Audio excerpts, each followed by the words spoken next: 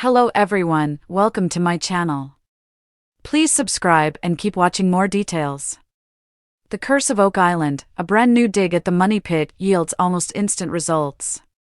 On the Curse of Oak Island this week, the team recommenced digging at the Money Pit as they christened a new shaft and almost instantly began pulling up artifacts. After last week's disappointment when the TF1 shaft ended in failure, there was a renewed vigor and optimism amongst the fellowship of the dig as drilling began for a second time. Rick Lagina introduced Dan Henske to the drill team as the elder statesman of Oak Island, and Dan was given the honor of starting the drill and naming the new shaft. He christened it Early Christmas 1, or EC1 for short. The giant 10-foot wide steel caisson, which began carving out the shaft, was placed just a few feet to the east of the failed TF1 shaft. The guys are hopeful that EC1 will be a success, as it was in this area that they previously discovered wood dating all the way back to 1488. And they also uncovered traces of gold and silver.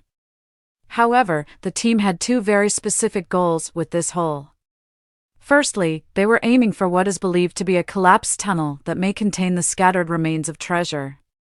The historical record states that during a dig in 1861, a collapse occurred at approximately 90 to 118 feet.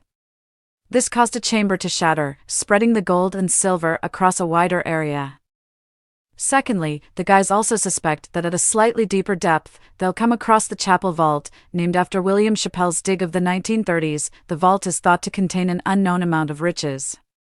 The drill team moved really fast, and by the middle of last night's episode, they were already hitting a depth of 80 feet. It was at this point, and much to the team's relief, that the hammer grab began pulling up wood. It was essential that they first find wood. Wood was required to show the presence of a tunnel collapse and a chamber that could contain a vault. Once the hammer grab went past 86 feet, it started pulling out numerous axe-cut wood beams, and some of this stuff looked really old. The next step is to get some of this wood carbon dated to find out its true age. And hopefully, next week, the team will break through the wood and start pulling up some real treasure. Also, on last night's episode, Jack Begley uncovered a curious artifact from the spoils of the TF1 shaft. It appeared to be a small piece of parchment, which excited the guys, as one theory states that ancient documents may have been buried at the Money Pit. The artifact was handed over to some experts at the Interpretative Center who analyzed it closely and determined that it was not parchment but a special kind of paper used to wrap explosives, specifically dynamite. In 1909, an excavation, partly funded by future U.S. President Franklin D. Roosevelt, detonated dynamite in a shaft at the Money Pit. Marty Lagina saw this revelation as good news.